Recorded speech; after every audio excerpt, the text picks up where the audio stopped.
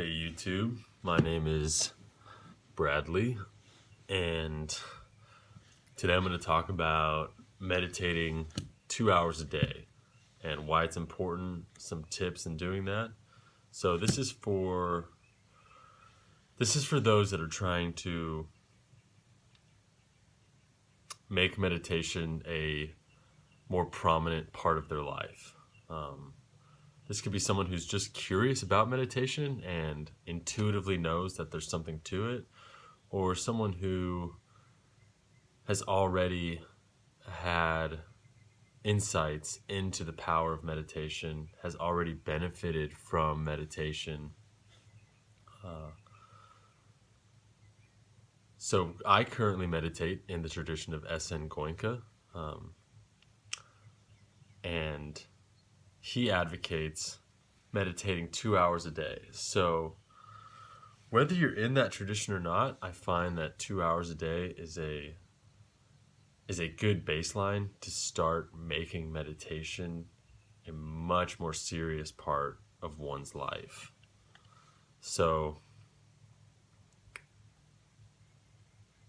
if you're wanting to develop this daily practice, you might have sat a retreat. You might be wanting to integrate what you've learned into your daily life.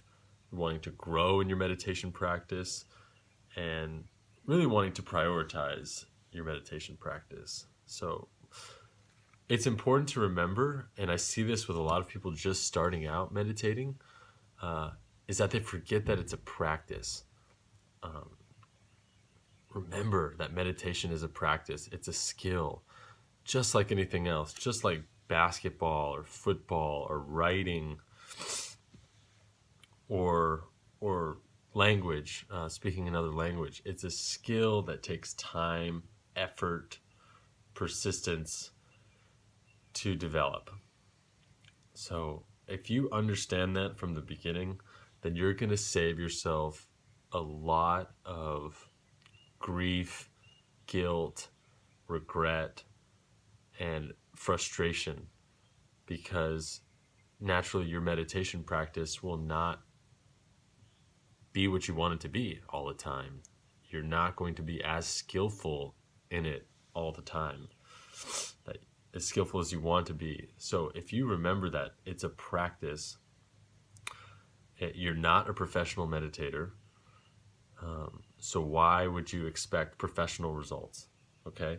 If you're just starting out meditating, just starting out taking meditation more seriously, just starting out prioritizing meditation to this degree of 2 hours a day at least, well then remember, it's a skill. You're just getting started. You've just made the team. You've just decided, I'm going to be, working on this more and more. So yeah, remember it's a skill, and you'll save yourself some unnecessary hardships, unnecessary suffering. Okay, so similar to any other skill, you are going to improve in this skill with intentional practice. So intentional practice is making explicit what your goals are with this practice. Not just in a general sense about the practice, but with every session, every time you sit down, what is your intention?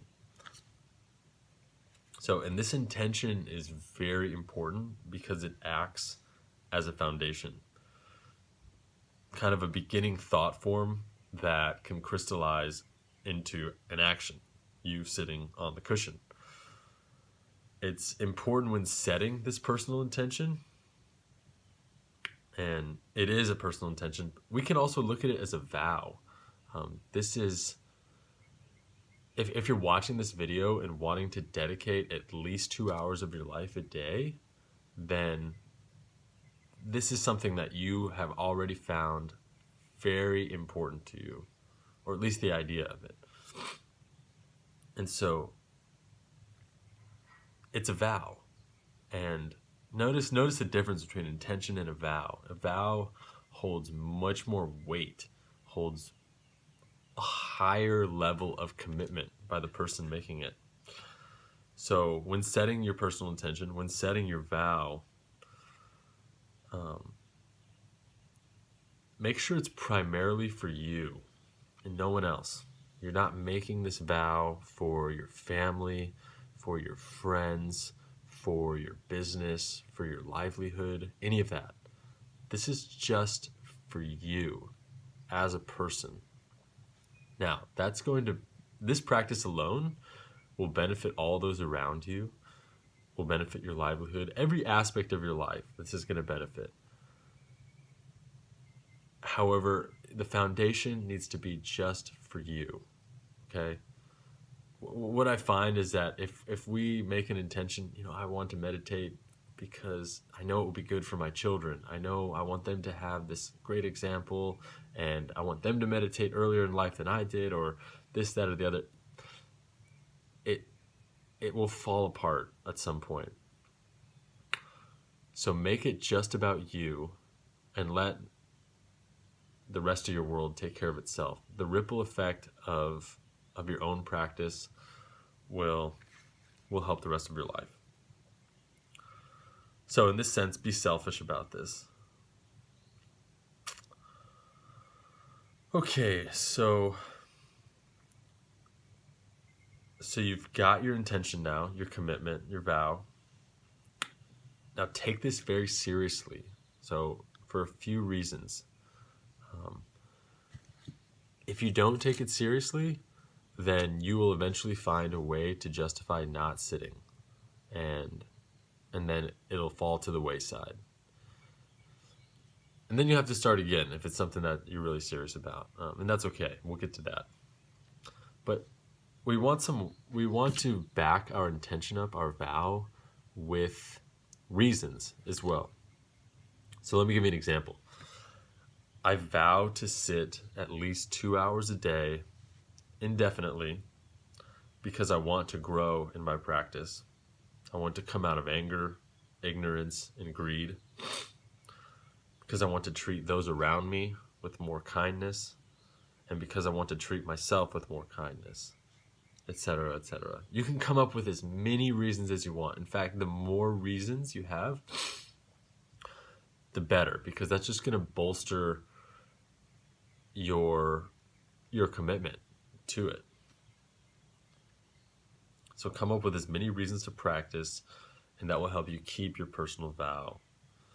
I recommend saying it aloud to yourself. Find some quiet time and say this aloud to yourself. Even look in the mirror, look in your eyes and say it to yourself. This intention, this vow, okay? Really let it sink in. And I want you to let it sink in with the understanding that difficulties are going to come, okay?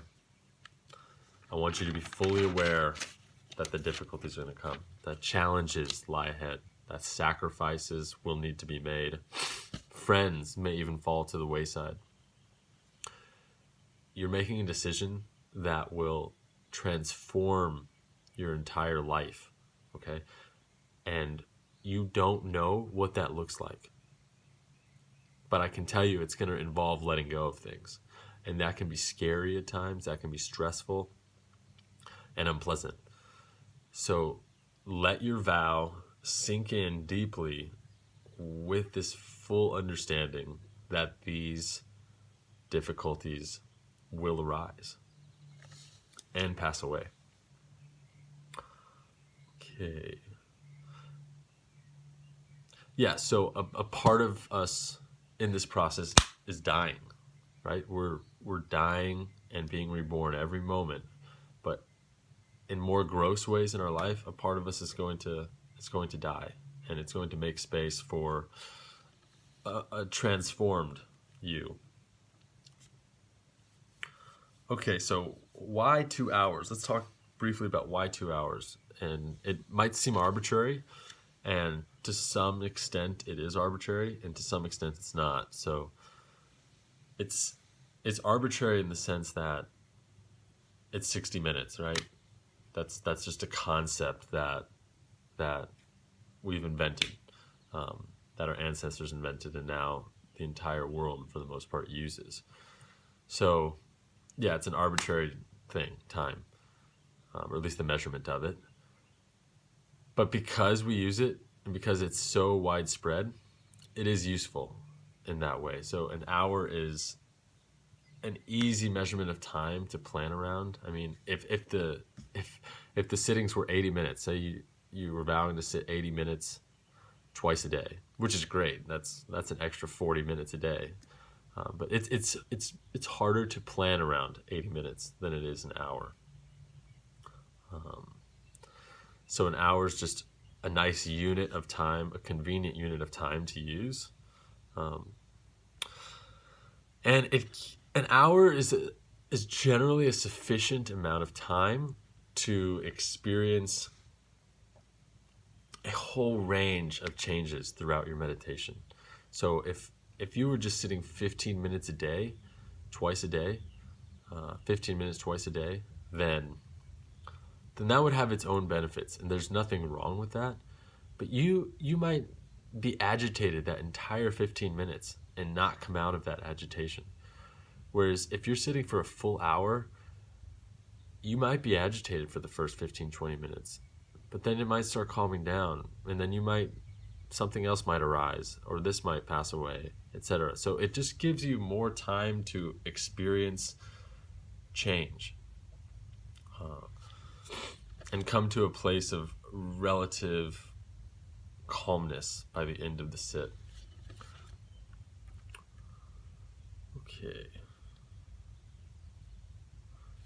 Okay, so why do we even sit 2 hours a day? Or why do we even sit at all? So this is a big topic, but if you've already sat a retreat and been in an intensive environment, you might be questioning why don't I just go sit a retreat every so often? And why do I need to sit daily? So understand that when you're in a retreat, you're imagine digging a trench. Okay, you're digging a trench in your mind, and you're cleaning that trench out. So you're getting so deep in the retreat and you're cleaning that out. As soon as you go back out into the world, dirt starts coming into that trench, right? That trench starts refilling. Daily sitting practice helps keep that trench clean. So the dirt's going to keep coming in. You're going to continue to accumulate negativity, but our daily sits wash it away. We scrape it clean. And then when we go into another retreat, if we've been keeping our daily practice up and keeping that trench that we formed last retreat clean, then we can dig deeper, okay, and clean out more. And then we leave again from the retreat center, and we continue cleaning out the progress we've made. So if we lose our daily sitting practice and we continue accumulating negativity, the work that we did in the retreat will be lost, a lot of it, because the dirt will come back into the trench, right? And then when we go back to another retreat, we've got to redig that trench that we've already dug up before, but it got filled up out in the world. So this daily practice is a layer of continuity in our practice. Okay? If we're trying to really take this practice to the very depth of full liberation, then we have to learn how to practice continuously. Now, practicing continuously in its ideal, at its apex, is moment to moment to moment to moment, being aware of what's happening within the framework of the body and understanding its impermanent nature, its unsatisfactory nature, and its selfless nature. But we're not there yet. I'm not there yet. So this is a grosser level of continuity. By sitting twice a day, we keep that continuity. That thread, when we're from sit to sit, it grows thinner and thinner. But when we sit, it grows thick, and it stays continuous. It stays continuous. So that's why we practice every day, is to maintain that continuity. and to get better at the practice. We talked about this already. It's a skill, right? It's a skill that we want to get better at. So continuing to practice twice a day will do us good. Okay. So in the beginning, if you're trying to sit twice a day, 2 hours a day, it's important to have rigid structure, which is what the 2 hours a day is. It's a structure. You're combating the chaos of the world with a little bit of order and structure. So the more rigid in the beginning it can be, the more useful it will be. So if you're able to sit in the same place every day, if you're able to sit at the same times every day, that will help create a structure for you to get started on. And that structure will help as a foundation. Later on, as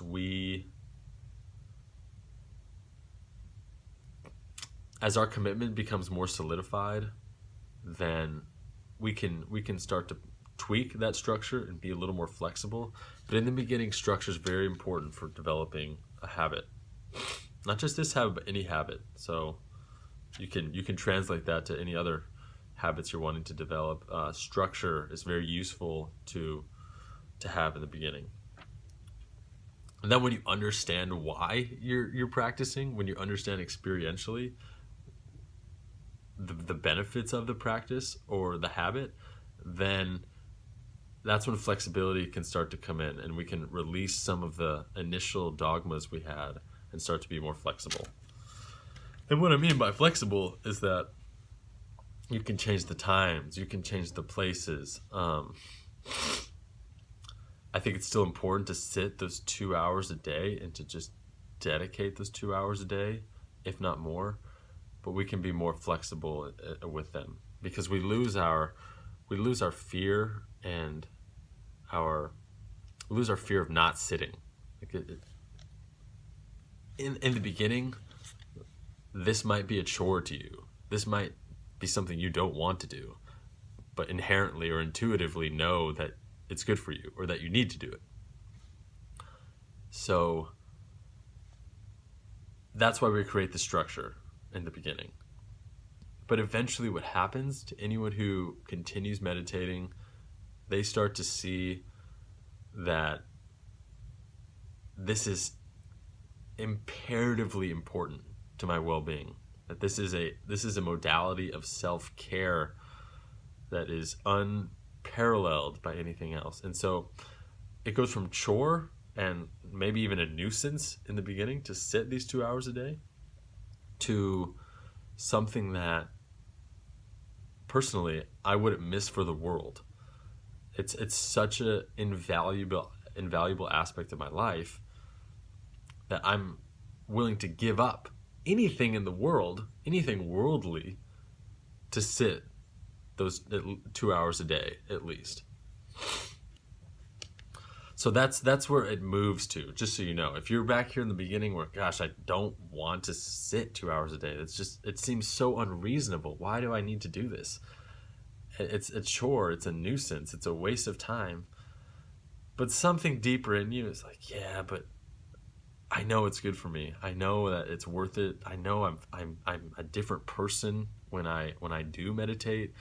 And so just understand that that's where it does eventually get to. If you keep meditating and you keep continuity, it does build momentum and start to solidify as a real pattern in your life, a real habit pattern, a very wholesome habit pattern in your life that you wouldn't miss for the world. So it won't always be a chore, is what I'm saying. Okay. So some of the difficulties that might come, some of the gross difficulties will be, late nights, early mornings. Worldly endeavors might get in the way. Travel. You might be really tired. What I can say is to keep sitting, is to do it anyway. Okay? You might go out in the afternoon and then plans get changed. You end up going out to dinner, going out for a dance or something, whatever it is. But you don't get home until 10 o'clock at night, 11 o'clock at night, 12 o'clock at night, even if it's rolled over into the next day, sit. These are such valuable times to sit. Your sit might be miserable, might be heavy, might be sluggish, and just downright unpleasant. But it's so important to sit during these times, because then you'll learn the lesson. Okay, you'll learn, oh, I don't want to do this anymore. This is not a great thing for my mind to sit at this time. Even though it's going to change and it's all impermanent, next time you might act differently. You might plan accordingly. You might meditate in the early afternoon for your second sit before going out. So meditate during those times that you least want to do it, especially when you least want to do it, okay? Early mornings, yeah, you've got a flight at 7 a.m. You got to be at the airport at 5:30. Guess what? You're waking up at 4, meditating for that hour, and then getting to the airport on time, okay? These are the kinds of sacrifices it takes to make this a pattern in your life, in the world. This is how you apply the practice in life, okay? It's not about when you want to sit, when's convenient for you. It's about doing it, even when it's not convenient. Okay, so yeah, those are some of the scheduling difficulties that can arise. Some of the other difficulties will be just the regular hindrances. So doubt, your sits might become monotonous, they might become sluggish, they might become boring or just heavy. I'll tell you, none of that matters, okay? If it's becoming monotonous, start working in different ways. If your mind is wandering big time, start working in different ways, okay? Some ways that you can work that have been useful for me. And again, I'm in the tradition of SN Goenka, which is body scanning, essentially. So what I'll do sometimes is I'll just zip through real quick through my body, up and down, up and down, up and down. I might miss 70 to 90% of my body, but I find it breaks up the monotony, okay? So I'm moving up and down, up and down, up and down real fast. If my mind is all over the place and it's zipping through on its own but just agitated, I might just stay in an area for a couple minutes. I might stay at my face for a couple minutes. I might just stay at my chest for a couple minutes, at my legs for a couple minutes, even longer. It just depends. I'll go to my extremities, my hands, the palm of my hands, the soles of my feet to calm down. I'll sometimes just sweep through my arms and face really fast. I might go side to side.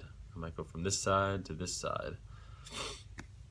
I might go through the front and then up the back, or down the back and then up the front. I might just do this half of my body and then come up this half of my body, or down this half of my body and up this half of my body. Okay, I might take big chunks of my body. Okay, what's important is the fundamental principles of your meditation. Now, I'm speaking just for the practice I have, which is body scanning, and the fundamental principles of this technique are awareness and equanimity. So as long as awareness and equanimity are cradling my practice, then how I'm moving is not as important. As long as I'm having some sort of continuity and hitting on my whole body, grossly or subtly, then I'm okay. So, yeah, keep investigating. Keep investigating during your meditation. Set your intentions during the before the meditation. So, yeah, that's important. All right, I want to sit and really focus. I want to maintain my awareness as much as possible throughout this hour with the awareness of what's happening within my body.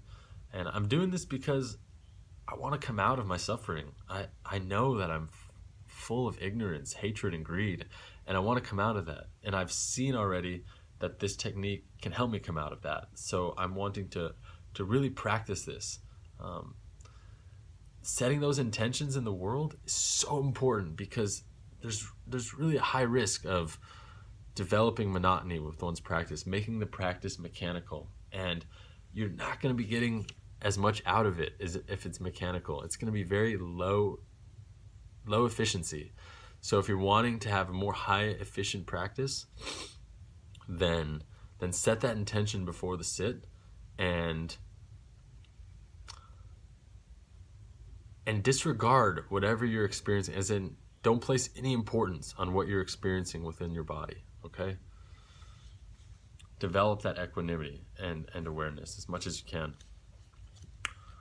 So, moving forward here, yeah, some tips on the outside. Go to group sits. If you have them in your area, go to the group sits, one-day sits, shorter sits. Meditation,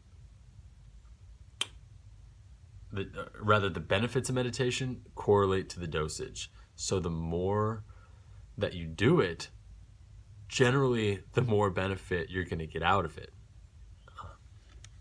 And that will help recharge your practice. If you have friends who also meditate in your area, then make an effort to meditate with them. Have them come over for dinner, for a potluck or something, or go to their place and for a potluck and meditate. It's so good to meditate with others. And so be honest with yourself. As you're starting to meditate daily, be honest with yourself about the habits that aren't serving you anymore. So what is creating tension between your daily practice and whatever else? So what is this whatever else? Is this staying up late watching TV? Is this eating way too much? Is this drinking? It could be anything. What is happening to keep you from this? What habits aren't serving you anymore? Be honest with yourself about that, and set an intention to let that go, okay? It doesn't it need not be forced, letting that intention go or letting that habit go, but having that intention will be useful, because it will just, if you just keep sitting, these things naturally and organically fall away. We start to see at a very deep level of our mind that this is not serving us anymore. And the mind it slowly starts letting go. It puts up a fight here and there, but we keep sitting and it slowly lets it go. Okay? So you need not force a lot of these things, because it will only create more tension. So if you miss a sit, then it's just another opportunity to practice, okay? Again, be honest with yourself. Be objective as you can with yourself. Like, look, I missed my sit. I'm feeling a little crummy about it. I'm feeling guilt about it. I'm feeling this, that, or the other. That's honest. I'm going to start again. I'm going to reset my intention. I'm going to recalibrate, and I'm going to move forward. So understand that every moment that we are unaware, we're missing our sit. So our sit is every moment. And every moment that we're unaware, we're missing our sit. So we're falling off the wagon of wisdom and falling onto the burning sand of ignorance, essentially. But we start again. We climb back on the wagon of wisdom and we move forward, okay? And so the sits are an important thing for continuity. Every moment, though, we want to be aware. Every moment. And the sits help us come back to that. Oh, yes, every moment, every moment. But understand that every moment we're unaware, we're missing our sit. So keep sitting. Especially if you're really resonating with this. and go to centers. Centers are a great place to get yourself established in a daily practice. Okay, you can, if you have the time and resources available to go to a center for an extended period to serve and sit, it's such a powerful way to establish your practice. It's invaluable. When I first sat a 10-day course in 2015, I practiced diligently for months after that, twice a day, and wouldn't miss. And it was, a lot of the times it was miserable. I eventually left on to do some traveling, and during those travels I completely lost touch with my practice. I lost sitting. I fell off the wagon and hit hard on the ground. I started falling back into some habits that were really not serving me, and so I knew there was some part of my mind, though, that knew that this would change, and I wanted to get back on that wagon. So in 2016, I went to a center and ended up staying for 3 years, sitting and serving for an extended period, because it was so important to me to get this established in my life. So wherever you are, I hope that this video was valuable to you. It's the first one I've done, so it's a little long, I understand. I'm going to do my best to keep distilling these down and make them a little more bite-sized and digestible. So yeah, but I really appreciate you joining me for this, and this video is going to cover a lot of topics regarding meditation and the application in daily life. It's going to cover communication. It's going to cover traveling and outdoorsmanship and being vulnerable in general. So yeah, I appreciate you being here again, and if you like what you heard, please do subscribe. I'm working on getting a blog going as well, and my Instagram will be down there as well. So again, happy you're on the journey with me, and my name is Bradley, and I'll see you soon. Be happy.